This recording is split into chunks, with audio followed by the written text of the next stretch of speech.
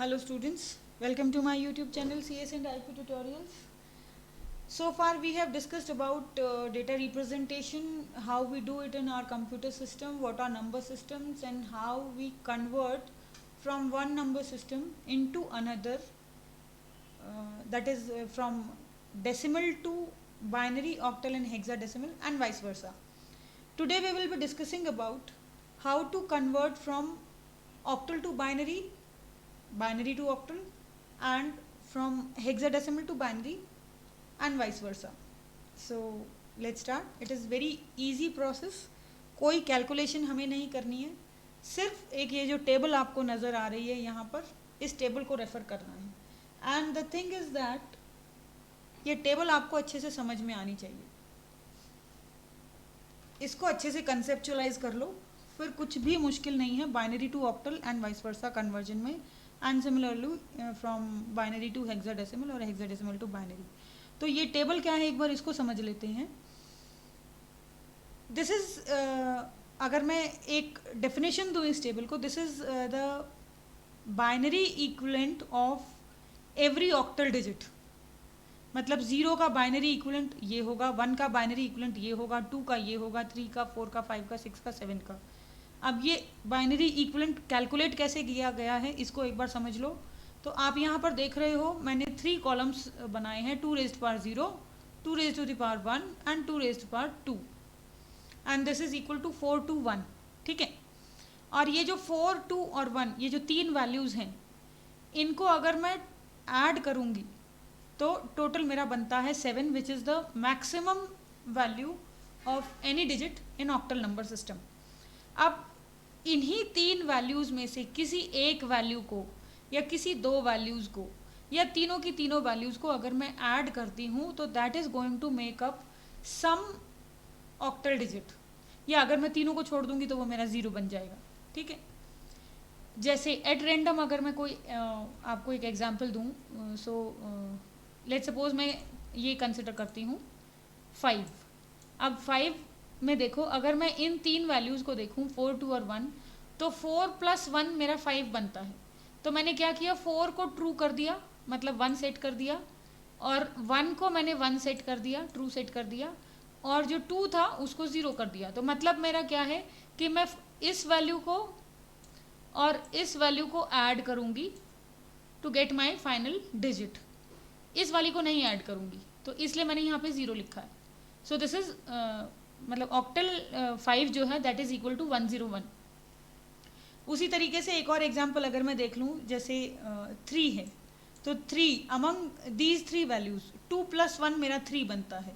तो मैंने 2 की जगह पे 1 लिख दिया है, 1 की जगह पे 1 लिख दिया है, और जहाँ पे 4 था वहाँ पे मैंने 0 कर दिया. जब मेरे को 7 चाहिए तो मेरे को 4 भी चाहिए, 2 भी चाहिए, 1 भी चाहिए, तो मैंने तीनों को 1 सेट कर दिया है, and the sum of all 3 will give me 7. So ये इस टेबल का कंसेप्चुअलाइजेशन है. याद करने के लिए आप क्या कर सकते हो, याद करने के लिए आप इस तरीके से कर सकते हो कि जैसे ये 2 raised to 0 is equal to 1 है, तो आप एक बार 0 लिखो, एक बार 1 लिखो, एक बार 0 लिखो, एक बार 1 लिखो, and this way you are going to repeat for 8 times, क्योंकि टोटल डिजिट्स मेरे कितने 8. ठीक है. अब ये मेरा 2 है, तो 2 बार 0, 2 बार 1, 2 बार 0, 2 बार 1. और जब ये मेरा 2 raised to the power 4 2 that is 4 है, तो 4 times 0 and 4 times 1. इस तरीके से आप इस टेबल को याद रख सकते हो. जब एक बार ये टेबल दिमाग में बैठ गई, फिर कुछ भी नहीं करना है, फिर हमें सिंपली पेयर्स बनाने हैं 3 3 के. और वो पेयर्स कैसे बनाने हैं वो एक बार एक एग्जाम्पल से देख लेते हैं. We will move from right hand side towards left hand side.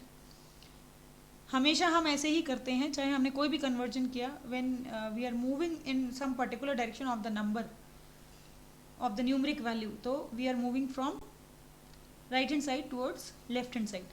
अब मैं राइट हैंड साइड से लेफ्ट हैंड साइड मूव करते हुए 3 3 के पेयर बनाऊंगी.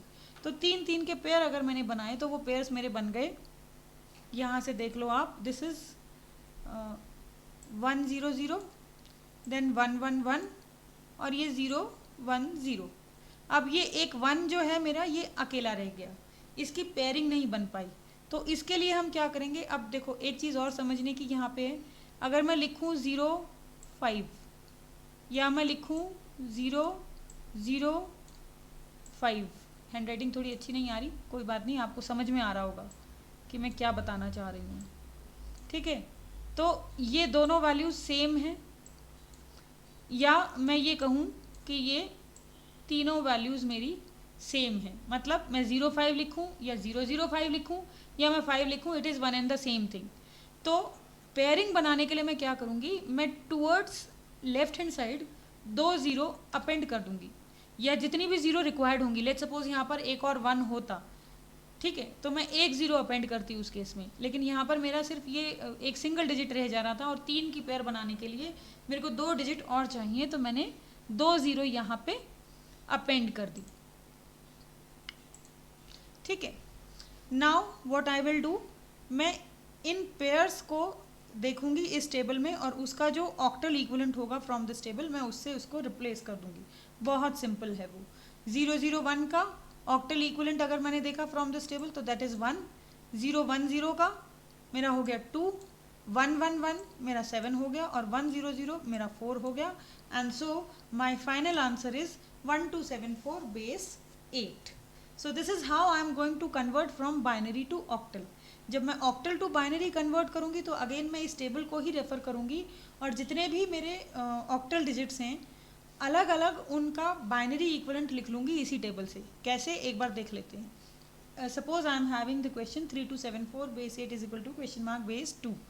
अब 3 का, 2 का, 7 का और 4 का इंडिविजुअली मैं बाइनरी इक्विवेलेंट लिख लूंगी इस टेबल से। जैसे 3 का मैंने देखा 011, 2 का 010, 7 इज 111 एंड 4 इज 100। इनको ही कंबाइन करके लिख दूंगी, या यूं कह लो कंकैटिनेट करके लिखूंगी। तो ये मेरा बना 011, 010, 111, 100। या फिर अगेन अब मैं ये जो लेफ्ट हैंड साइड पे जो 0 है इसको डिस्कार्ड कर सकती हूँ। तो my answer will be 110, 10, 1111, 00 base 2। This is how I am going to convert from octal to binary या बाइनरी टू ऑक्टल। बहुत सिंपल है, कुछ नहीं करना, बस इस टेबल को दिमाग में बिठा लेना है, फिर बहुत आसान है। एक बार फिर से देख लेते हैं through examples. Let's suppose I want to convert 753 base 8 into binary. तो मैं क्या करूँगी, 7, 5 और 3 के इंडिविजुअल बाइनरी इक्विवेलेंट्स इस टेबल से निकाल लूँगी। 7 का हुआ मेरा 111, 5 का मेरा हो गया 101, और 3 इज़ 011। ठीक है, और इनको इनकी रेस्पेक्टिव डिजिट्स की जगह पे लिख दूंगी and will combine them to make my answer which will be 111101 011 base 2। इसी तरीके से let's suppose I am having this binary number और इसे मुझे ऑक्टल में कन्वर्ट करना है, तो again I will make pairs of 3। अब pairs of 3 बनाने के लिए मेरा ये जो आप देखो यहाँ पे एक पेयर ये बन जाएगा, एक पेयर ये बन जाएगा, और ये 1 मेरा फिर से अकेला रह जा रहा है, तो मैंने 2 zeros यहाँ पे अपेंड करी। ठीक है, अब मेरा 3 3 का पेयर बन गया। इन 3 3 के पेयर को टेबल से रेफर करूंगी, रिप्लेस कर दूंगी। 001 यू कैन सी इज 1, 1117 है, और 0113 है, तो 173 इज माय फाइनल आंसर। बहुत आसान था, आई होप आपको समझ में आ गया होगा। सिमिलरली जब मैं हेक्साडेसिमल टू बाइनरी या बाइनरी टू हेक्साडेसिमल कन्वर्ट करूंगी तो सेम कॉन्सेप्ट है, सिर्फ डिफरेंस क्या है, अब उसी टेबल में मेरा एक कॉलम और जुड़ गया, और वो है 2 raised to the power 3 that is 8। Conceptualisation same है टेबल का, और याद करने का तरीका भी सेम है। यहाँ तक तो आपने ये टेबल देखी ही थी, ये 7 तक। ठीक है, अब यही अगर मैं 3 कॉलम्स की बात करूँ तो यही जो मतलब 8 रोज हैं ये मेरी रिपीट हो रही हैं यहाँ पर। या अगर आप याद करने की बात करें तो ठीक है, अब मैं 01 01 01 01 ये लिखूँगी 16 टाइम्स, फिर 20 21 20 21 ये भी 16 टाइम्स, 4041 4041 ये भी टोटल 16 टाइम्स में डिजिट्स लिखूँगी ये। और जो लास्ट कॉलम है वो it is 2 cube that is 8, तो मेरे 8 0 आ गई और 8 1 आ गए। And you can see combination of these they are making the respective hexadecimal value. और जैसे मैंने ऑक्टल में किया था सेम वे मैं यहाँ पर भी क्या करूँगी, सिंपली उसको रिप्लेस कर दूँगी उसके बाइनरी इक्विवेलेंट से या ऑक्टल इक्विवेलेंट से, जो भी केस है।